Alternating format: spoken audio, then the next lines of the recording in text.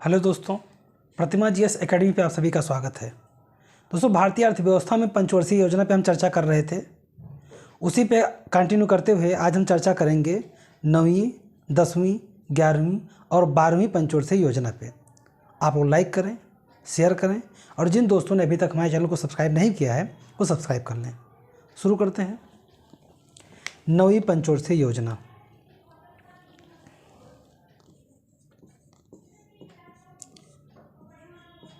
पंचवर्षीय योजना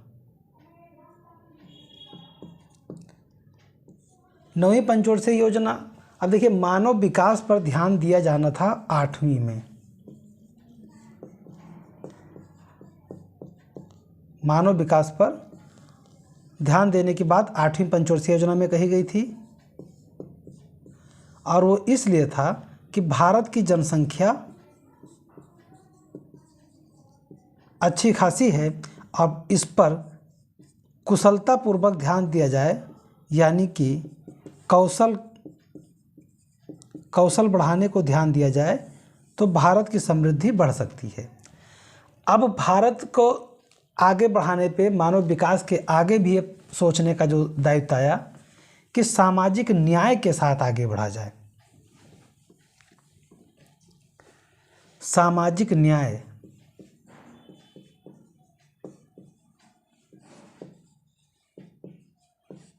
और समानता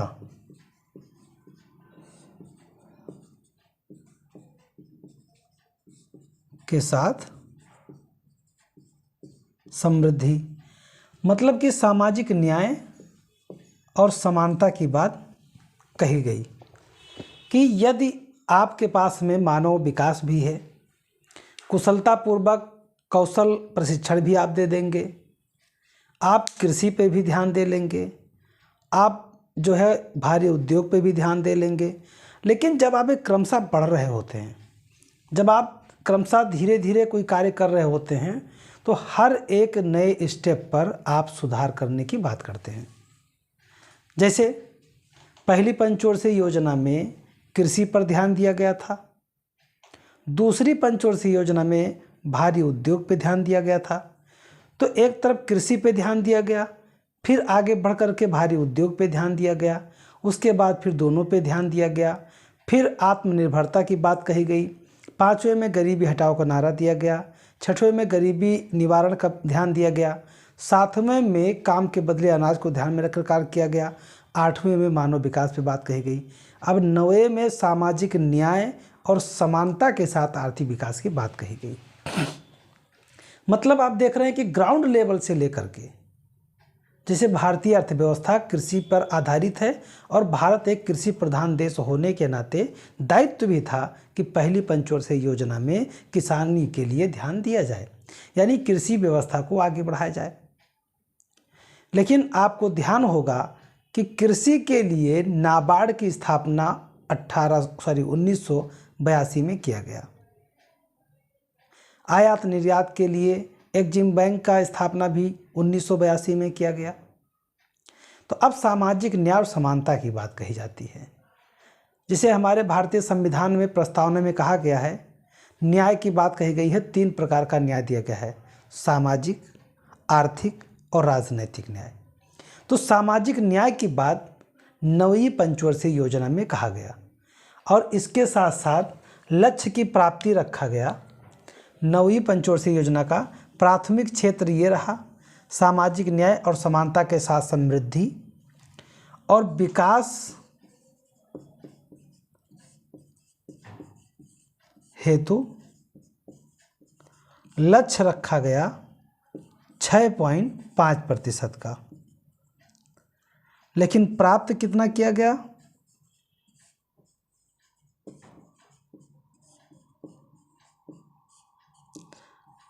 5.4%।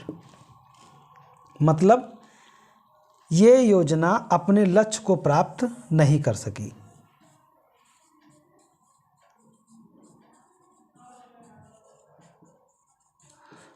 लक्ष्य की प्राप्ति नहीं कर सकी। तो 9वीं पंचवर्षीय योजना में केवल आपको इतना याद रखना है कि यह 1997 में शुरू हुआ, 2002 तक चला और विकास के लिए लक्ष्य रखा गया था 6.5% का, परंतु वास्तविक जो प्राप्ति हुआ 5.4% का हुआ। और इसका जो प्राथमिक क्षेत्र था, प्रमुख प्राथमिकता थी कि सामाजिक न्याय के साथ और समानता के साथ विकास किया जाए, सामाजिक न्याय और समानता के साथ विकास किया जाए। 10वीं पंचवर्षीय योजना, 10वीं पंचवर्षीय योजना में जो 2002 से शुरू हुआ 2007 तक,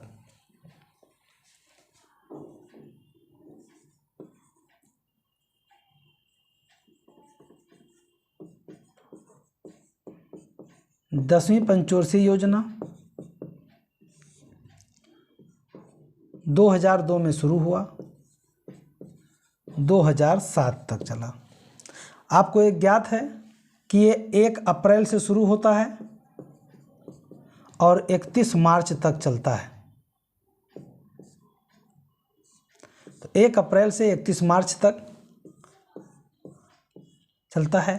और इसमें जो प्राथमिक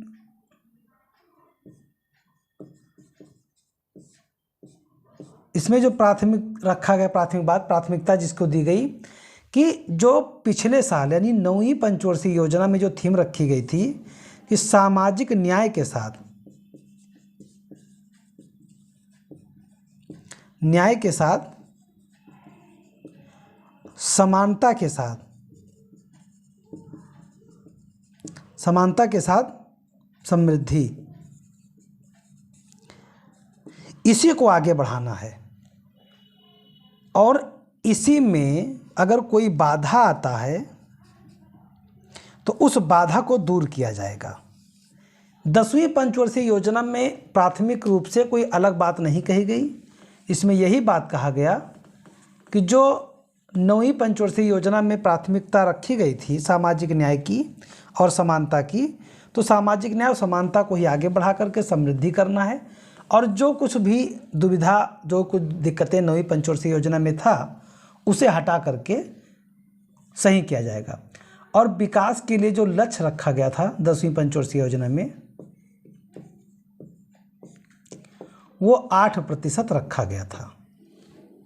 विकास के लिए जो लक्ष्य रखा गया था वो 8% रखा गया था और प्राप्त हुआ 7.6%, लगभग कह सकते हैं सफल रही, फिर भी उतना नहीं प्राप्त कर सकी जो लक्ष्य रखा गया था। तो इसमें 10वीं पंचवर्षीय योजना में 2002 से 2007 तक ये योजना चली और विकास का लक्ष्य 8% रखा गया था, प्राप्त किया गया था 7.6%। इनका जो प्राथमिकता क्षेत्र था पिछले वर्षों में प्राप्त उपलब्धियों को बनाए रखना और तीव्र विकास करना, यानी कि जो हमने पिछली उपलब्धि प्राप्त की है 7.6 को, इसे हम बनाए रखेंगे और साथ ही साथ तीव्र विकास भी करेंगे। तो पिछली उपलब्धियों को बचाए रखना और तीव्र विकास करना। और साथ ही कहा गया कि इनमें आई बाधाओं को पिछले वर्ष आए बाधाओं को प्राथमिकता के आधार पर दूर करना। मतलब 10वीं पंचवर्षीय योजना में ये कहा गया कि जो 9वीं पंचवर्षीय योजना में हमने विकास किया है, हमारा दायित्व है कि हम उसे बनाए रखें और तीव्र विकास करें। और हमारा ये भी दायित्व है कि जो 9वीं पंचवर्षीय योजना में बाधाएं थी, समस्या था, उसे हम समाप्त करें। 11वीं पंचवर्षीय योजना,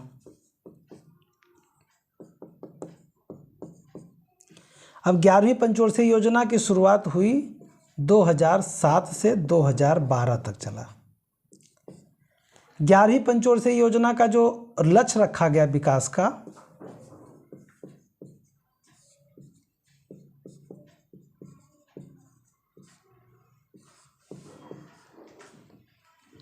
नौ प्रतिशत, और प्राप्त कितना किया गया 7.9%। यानी 11वीं पंचवर्षीय योजना में विकास का लक्ष्य रखा गया था 9% और प्राप्त किया गया 7.9%, यानी कि ये भी अपने लक्ष्य को प्राप्त नहीं कर सका। इसमें प्राथमिकता किसको दिया गया? 11वीं पंचवर्षीय योजना में प्राथमिकता किसको दिया गया? सतत विकास को, तीव्रतर और अधिक समावेशी विकास। 11वीं, यहाँ पे ध्यान रखिएगा, 11वीं पंचवर्षीय योजना में कहा गया कि तीव्रतर और अधिक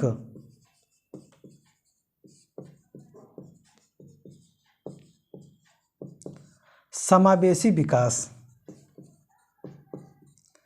तीव्रतर एवं अधिक समावेशी विकास इनका प्रमुख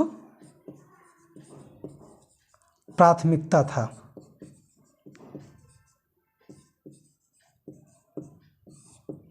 प्रमुख प्राथमिकता क्या रखा गया? प्रमुख प्राथमिकता रखा गया कि तीव्रतर और अधिक समावेशी विकास करना, और लक्ष्य रखा गया 9%, प्राप्ति का लक्ष्य रखा गया विकास का 9%, और प्राप्त हुआ 7.9%, मतलब अपने लक्ष्य को नहीं प्राप्त कर सका। तो 11वीं पंचवर्षीय योजना 2007 में शुरू हुआ, 2012 तक चला।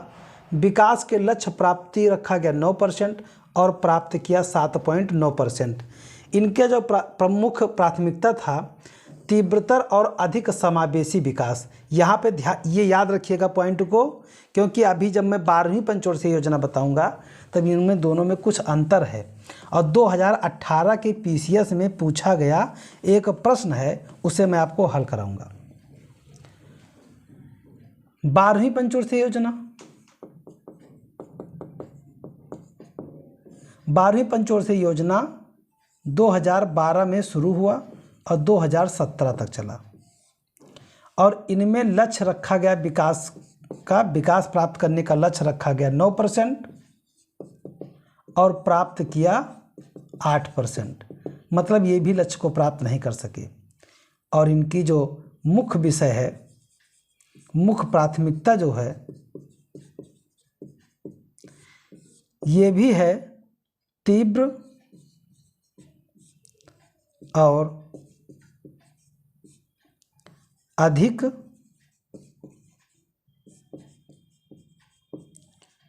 समावेशी तथा सतत विकास। यानी 12वीं पंचवर्षीय योजना में जो 12 में शुरू हुआ 17 तक चला, और ये अंतिम पंचवर्षीय योजना भी, ये भी याद रखिएगा, 12वीं पंचवर्षीय योजना अंतिम पंचवर्षीय योजना है, अंतिम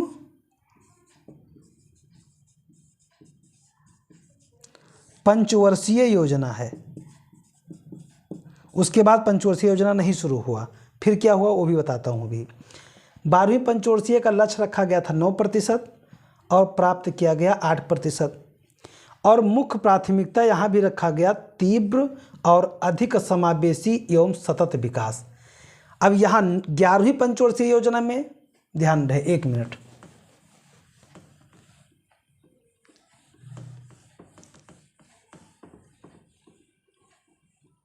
एक प्रश्न था 2018 के यूपी पीएससी के प्री परीक्षा में क्वेश्चन आया था कि निम्नलिखित में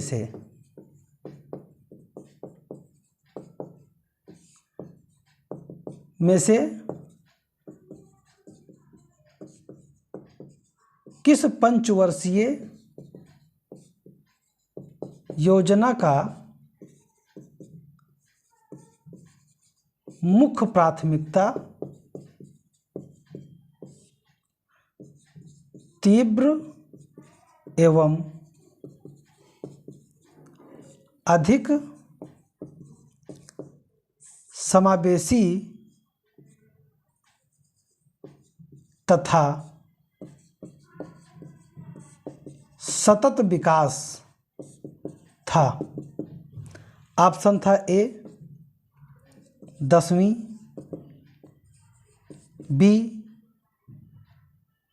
11वीं, सी 12वीं, डी 9वीं।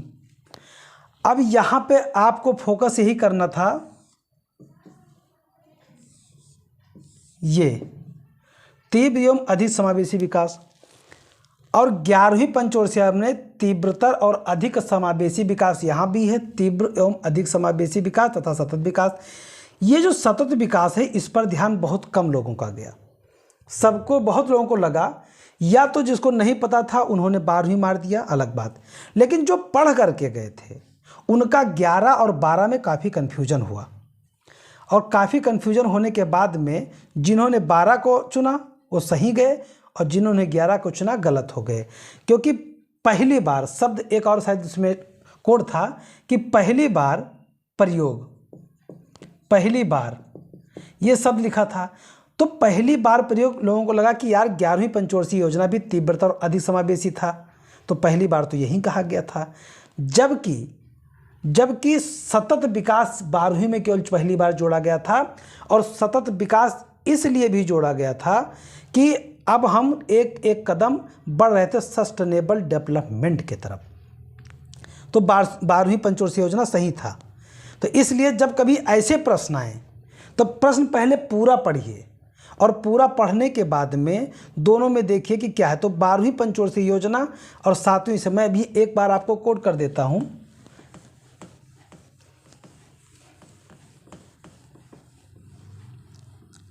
पंचवर्षीय योजना में यहाँ पे तीव्रतर लिखा है, यहाँ पे तीव्र लिखा है, और अधिक समावेशी विकास यहाँ पे पूरा हो गया। यहाँ पे एवं सतत अलग से जुड़ा है, तो इसलिए ये अलग हो गया। अब आपने पहला पंचवर्षीय योजना में देखा कि प्राथमिकता था कृषि। दूसरे पंचवर्षीय योजना में आपने देखा भारी उद्योग।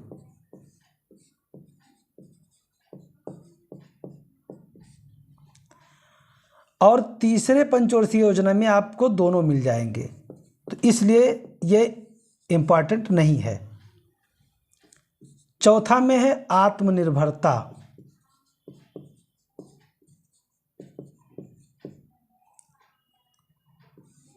आत्मनिर्भरता 5वें में था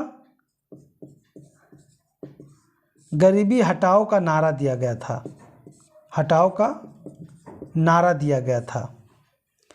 6वें में था गरीबी निवारण एवं विकास। 7वें में था काम के बदले अनाज के रूप में कहा गया था। 8वें में था मानव संसाधन विकास पर ध्यान दिया गया था। और 9वें पंचवर्षीय योजना में कहा गया था सामाजिक न्याय और समानता के साथ समृद्धि। सामाजिक न्याय और समानता के साथ समृद्धि। 10वीं पंचवर्षीय योजना में जो थीम थी वो ये था कि पिछले वर्ष के उपलब्धियों को प्राप्त करना और उसे बनाए रखना, तो तीव्र विकास करते हुए विकास करना। यानी पिछली उपलब्धियों किसको, जो हम इसके पहले उपलब्धि पा चुके थे, जो हमने उपलब्धि ये देखी थी, इससे आगे बढ़ना हमें है, इससे नीचे हम ना जाएं। और साथ ही जो 9वीं पंचवर्षीय योजना में समस्या आया था उसको दूर करना। 11वीं में था तीव्रतर और अधिक समावेशी विकास। 12वीं में आया तीव्र और अधिक समावेशी तथा सतत विकास। तो ये हमारी जो इसकी प्रमुख प्राथमिकता था 12 पंचवर्षीय योजना का, इसको मैंने आपको बता दिया। इसे याद करके रखना आपकी जिम्मेदारी है। मिलाने के लिए आएगा या वैसे पूछेगा, और आता है। यहाँ से एक प्रश्न आपको प्रारंभिक परीक्षा में देखने को मिल जाएंगे। अब यहाँ पे इन जो 1952 से लेकर के 2017 तक जो पंचवर्षीय योजनाएं चलती रहीं, इनके बीच में 6 वार्षिक अवकाश हुए। 6 वार्षिक अवकाश हुए, यानी पंचवर्षीय योजना नहीं चल पाई। तो वो 6 वार्षिक अवकाश कब कब हुए? पहली बार कब हुआ? 1966 में, और 1969 तक चला। तो इसमें 3 साल का अवकाश हुआ। 3 वर्ष का अवकाश हुआ। और दूसरी बार 1979 से 1980 के बीच में, जब इसमें कांग्रेस सरकार पहली बार हटी थी और पहली बार गैर कांग्रेसी सरकार बनी थी, मोरारजी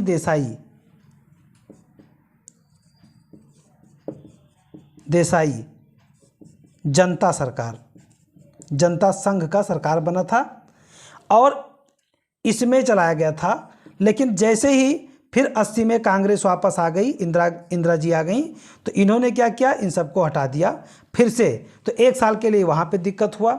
और उसके बाद में तीसरी बार हुआ था जब हमारा विदेशी मुद्रा जो है, हमारा भुगतान संतुलन घाटे में चल रहा था।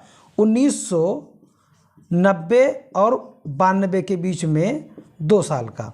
तो इसलिए 1966 से 69 तक 3 वर्ष, 79-80 तक 1 वर्ष, 90 से 92 2 वर्ष, टोटल 6 वर्ष का ये हो गया। अब यहाँ पे आपको देखना कि जब हमने पंचवर्षीय योजना लागू किया तो पंचवर्षीय योजना के साथ साथ हम 5 वर्ष की योजना को बनाते थे और साथ ही साथ हर साल एक साल का आकलन भी लेकर के चलते थे। 2017 में जब 12वीं पंचवर्षीय योजना समाप्त हुआ तो उसके पहले 14 में एनडीए का पूर्ण बहुमत से सरकार आ गया था। नरेंद्र मोदी जी प्रधानमंत्री बन चुके थे जो गैर कांग्रेसी थे, और इन्होंने अपनी योजना को इस तरह से बनाने का कार्य किया कि जो हमारे यहाँ योजना आयोग चलता था, योजना आयोग को 31 दिसंबर 2014 को योजना आयोग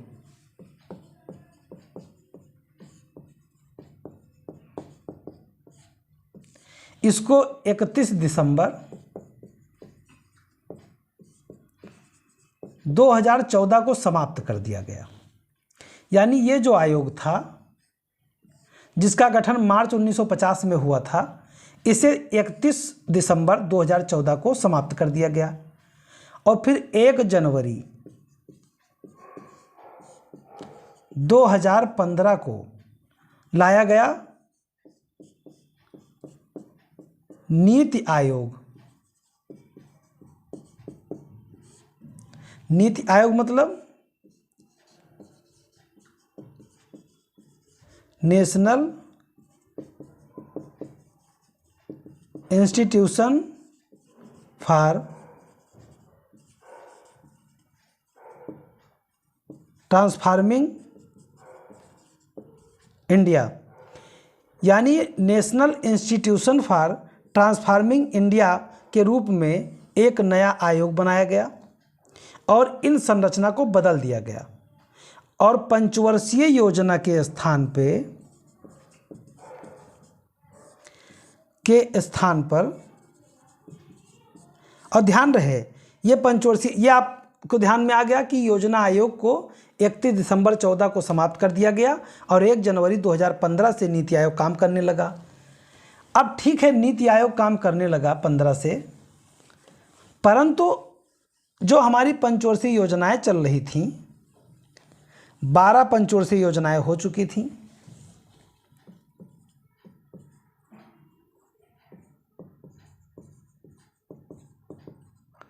बारह पंचवर्षीय योजनाएं हो चुकी थी और 2017 तक इन्हें चलना था। अब नीति आयोग जो है वो 1 जनवरी 2015 से कार्य कर रही थी, शुरू कर चुका था, परंतु 12वीं पंचवर्षीय योजना तो 31 मार्च 2017 को समाप्त होना था। इसके बाद में कोई पंचवर्षीय योजना नहीं लाया गया। इसके लिए फिर हुआ क्या? ऐसी कौन सी स्थिति को नीति आयोग ने बनाया कि पंचवर्षीय योजना हमने हटा दिया? उसमें क्या कमियां थीं? क्या हम उस उपलब्धि को नहीं पा रहे थे जिस उपलब्धि के लिए हमने योजना आयोग के साथ पंचवर्षीय योजना को अपनाया था? या इतने साल आज़ादी के हो गए थे, और हम उस पुरानी परंपरा को लेकर के चल रहे थे और जिस तरह भी चले ठीक है उस पे छोड़ देते थे। जब इसका आकलन किया गया तब पाया गया कि या तो आप हर साल आकलन करते हैं और या सीधे 5 साल पे आकलन करते हैं, तो बीच के गैपों में कई बार आर्थिक रूप से उतार चढ़ाव होता है, उसका आकलन कौन करेगा। तब नीति आयोग के सलाह पर, और इसीलिए योजना आयोग को समाप्त करके जब पंचवर्षीय योजना समाप्त होना था 2 साल पहले ही नीति आयोग ने कार्य करना शुरू कर दिया था। इन्होंने क्या कहा कि पंचवर्षीय योजना को हटा करके आप 3 प्रकार के स्थिति को ला सकते हैं। वो 3 स्थितियां कौन कौन सी होंगी? वो 3 स्थिति होगी कि आप लघु, मध्यम और दीर्घ स्थिति का आकलन कीजिए। आप किसी भी क्षेत्र के लिए 3 प्रकार के विकास के आधार को बना दीजिए, और 3 प्रकार के जब आधार आप बनाएंगे तो उसकी कैटेगरी भी होगी। कुछ ऐसे क्षेत्र होंगे जिन्हें हम बहुत जल्दी प्राप्त कर लेना चाहेंगे, जिसके लिए मेरे पास कम समय लगेगा, लेकिन कुछ ऐसे भी क्षेत्र होंगे जो साल, 2 साल, 4 साल, 5 साल में, 10 साल में ना पूरा हो, तो हम उसे दीर्घकालीन योजनाओं में शामिल कर देंगे। नीति आयोग का विचार तो बेहतर था। तो लघु योजनाएं, मध्यम योजनाएं और दीर्घकालिक योजनाओं के लिए पंचवर्षीय योजना के स्थान पर क्लासिफाई किया गया और योजना रखा गया। लघु के लिए रखा गया 3 साल, 7 साल और 15 साल। अब यहां पे प्रश्न ये आता है कि क्या ये जो साल रखे गए हैं, ये जो प्रावधान किए गए हैं 3 वर्ष, 7 वर्ष और 15 वर्ष के, लघु, मध्यम और दीर्घ, ये क्या अलग अलग योजनाएं होंगी या कोई एक ही ऐसा योजना होगा जिसको अलग अलग कैटेगरी में बांटा जाएगा? तो साथियों यहां पे ध्यान रखिएगा कि कुछ योजनाएं ऐसी हैं जो दीर्घ रूप में हैं और उन्हें रखा गया 15 वर्ष के लिए। अब इन 15 वर्ष पे योजना का आधार रखा गया और उनका आकलन 3 वर्ष पे, 7 वर्ष पे, 15 वर्ष पे 3 बार में किया जाएगा। कुछ ऐसी योजनाएं होंगी जो 3 वर्ष में प्राप्त कर ली जाएंगी और कुछ ऐसी होंगी जो 7 वर्ष में प्राप्त कर ली जाएंगी।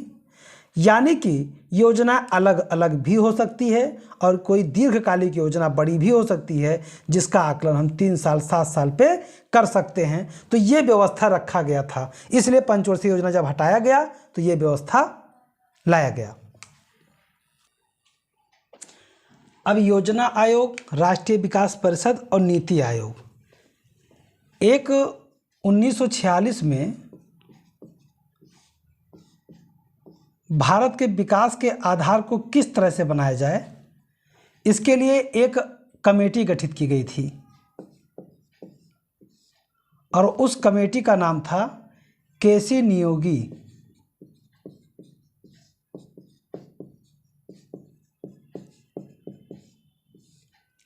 केसी नियोगी के सिफारिश के आधार पर इन्होंने सिफारिश किया कि कोई भी देश जब तक अपने देश के विकास के लिए कुछ योजनाएं साल के साथ साथ आगे बढ़ कर के नहीं बनाएगा और उसके लिए कोई एक ऑर्गेनाइजेशन होना चाहिए, जब तक इस तरह का नहीं होगा विकास संभव नहीं होगा। तो केसी नियोगी के सिफारिश के आधार पर योजना आयोग का गठन 15 मार्च 1950 को किया गया था।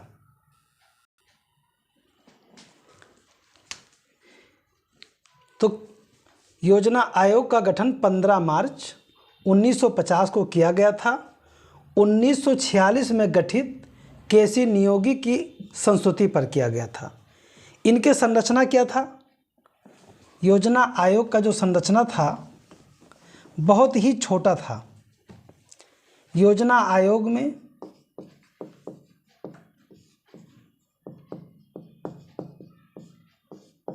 एक अध्यक्ष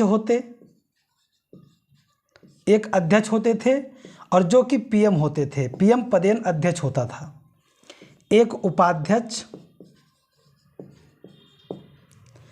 3 पूर्णकालिक सदस्य और 3 अंशकालिक सदस्य। और उसके बाद में जब योजना आयोग कोई योजना बनाता था तो पूरे कार्यप्रणाली होने के बाद में अंतिम रूप से उसे राष्ट्रीय विकास परिषद के पास भेजा जाता था और राष्ट्रीय विकास परिषद अनुमति देता था, तब वो अंतिम रूप से संसद के पास जाता था और फिर कार्य हो जाता था। यानी कि इतनी केवल संरचनाएं थीं। योजना आयोग के पहले उपाध्यक्ष कौन थे? यानी योजना आयोग के पहले अध्यक्ष कौन थे? जाहिर सी बात है उस समय के जो पीएम रहे होंगे वही रहे होंगे। तो पीएम कौन था? जवाहरलाल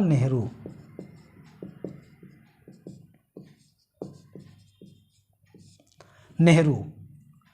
और पहले उपाध्यक्ष कौन थे?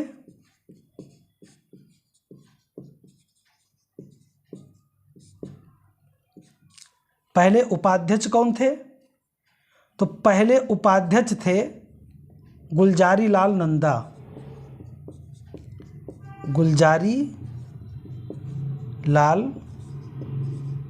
नंदा। और अंतिम अध्यक्ष यानी 31 दिसंबर 2014 को समाप्त किया गया और मोदी जी पीएम बन चुके थे उसके पहले ही, तो नरेंद्र मोदी। और अंतिम उपाध्यक्ष थे मोंटेक सिंह आहलूवालिया। तो ये रहा आपका योजना आयोग का आधार। अब इसके लिए राष्ट्रीय विकास परिषद बनाया गया था। तो राष्ट्रीय विकास परिषद को भी केसी नियोगी की सिफारिश पे ही 6 अगस्त 1952 को बनाया गया था। तो इसमें एक अध्यक्ष होते थे योजना आयोग में, एक उपाध्यक्ष, 3 पूर्णकालिक, 3 अंशकालिक सदस्य। अध्यक्ष पदेन पीएम होता था, जो प्रधानमंत्री होगा वो पदेन अध्यक्ष अपने आप बन जाता था। और यही हाल नीति आयोग में भी है। प्रथम उपाध्यक्ष थे गुलजारी लाल नंदा साहब और अंतिम थे मोंटेक सिंह आहलूवालिया। राष्ट्रीय विकास परिषद का जो गठन किया गया था 6 अगस्त 1952 को, 6 अगस्त 1952 को गठन किया गया था। और ये भी केसी नियोगी साहब के अनुशंसा पे किया गया था। इनका कार्य था योजना आयोग के द्वारा तैयार योजनाओं की अंतिम संस्तुति देना, इसके बाद संसद के पास जाता था। अब आते हैं नीति आयोग। तो नीति आयोग में मैंने बताया था कि 1 जनवरी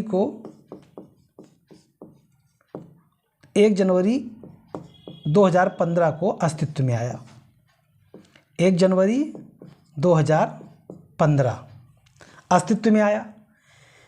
अब नीति आयोग का मैंने फुल फॉर्म भी बता दिया आपको, national institution for transforming India. National tuition for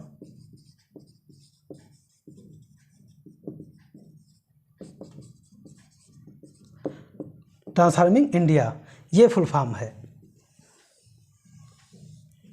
अब ये अस्तित्व में आया 1 जनवरी 2015 को। इसमें कौन कौन होगा, इनकी संरचना कैसी होगी? तो इनके संरचना में भी अध्यक्ष जो होगा वो भी पीएम ही होता है, जो प्रधानमंत्री होगा वही नीति आयोग का पदेन अध्यक्ष भी होगा, यानी कह सकते हैं पदेन अध्यक्ष। जहां पदेन लिखा हो कि कोई व्यक्ति किसी पद पे है इसलिए उस पद पे होगा, तो जो व्यक्ति भारत का प्रधानमंत्री बनेगा वो नीति आयोग का अध्यक्ष अपने आप बन जाएगा। उसके बाद में एक उपाध्यक्ष होगा, एक उपाध्यक्ष होगा, सीईओ होगा, और सीईओ के बाद अन्य सदस्य होंगे। तो 1 जनवरी 2015 को गठित पीएम होंगे अध्यक्ष और पीएम के द्वारा नियुक्त होगा एक उपाध्यक्ष। अब इनकी जो अन्य संरचना है वो क्या क्या होगी?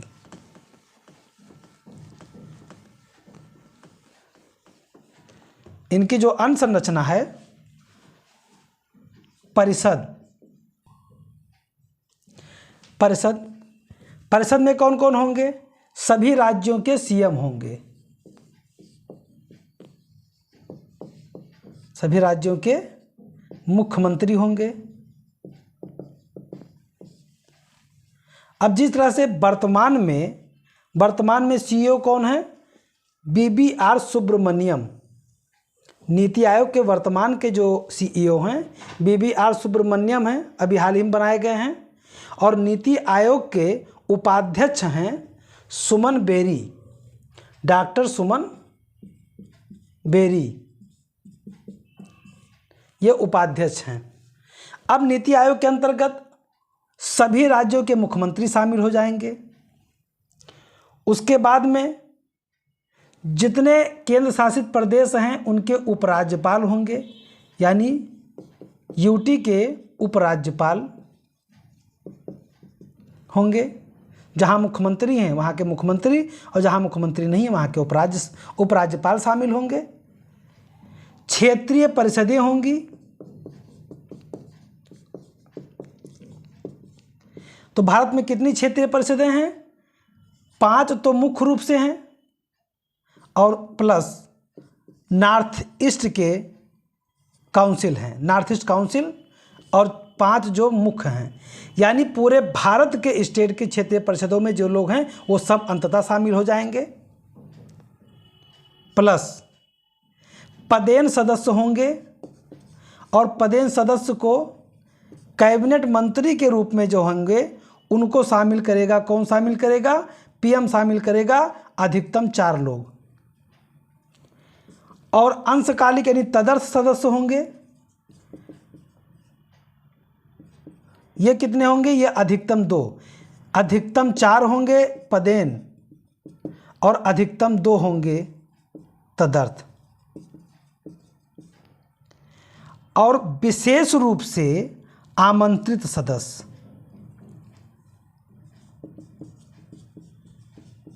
विशेष रूप से वो कोई अर्थशास्त्री हो सकता है, विशेषज्ञ हो सकता है, विदेशी हो सकता है, देशी हो सकता है, जिसे आमंत्रित कर लिया जाए।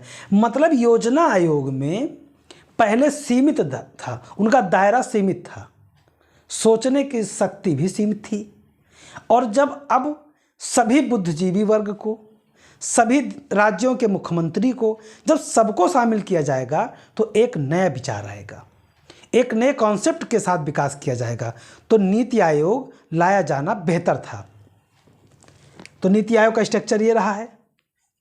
अब इसके साथ में आप समझिए कि जब हम आज़ादी पाए तो हमारे यहाँ पे उसके पहले से कई प्रकार की और योजनाएं चल रही थीं, जो पीटी में पूछ लेता है मिलाने को दे देता है। तो एक है बॉम्बे प्लान,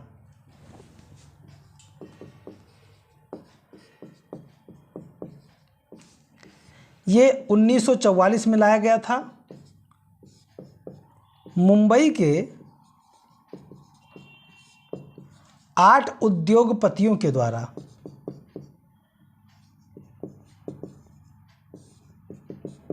एक बॉम्बे प्लान लाया गया था। इसमें था क्या? इसमें यह था कि यदि हम एक ऐसा स्ट्रक्चर बनाते हैं जो भारत के विकास के लिए बेहतर होगा और एक औद्योगिक ढांचा के रूप में तैयार हो जाएगा। परंतु जब हम आज़ादी पाए तो हमने पूंजीवादी अर्थव्यवस्था को नहीं अपनाया, हमने मिश्रित अर्थव्यवस्था को अपनाया। तो कुछ सलाह इनका लिए, कुछ सलाह सरकार का था। तो 1944 में लाया गया बॉम्बे प्लान। 1944 में ही श्रीमन नारायण के द्वारा गांधीवादी योजना लाया गया। ये हर एक पॉइंट अपने में क्वेश्चन है। तो श्रीमन नारायण के द्वारा गांधीवादी योजना लाया गया 1944 में। 1945 में एम.एन. राय के द्वारा पीपुल्स प्लान लाया गया। People's plan M.N.. राय के द्वारा लाया गया। और जयप्रकाश नारायण,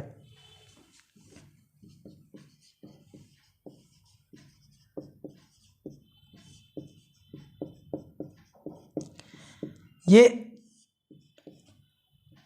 सामाजिक कार्यकर्ता थे और देश के लिए बहुत समर्पित थे।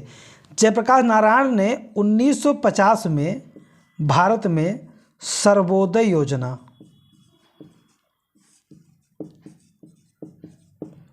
शुरू किया था। सर्वोदय योजना का कॉन्सेप्ट जो है श्री जयप्रकाश नारायण साहब लाए थे।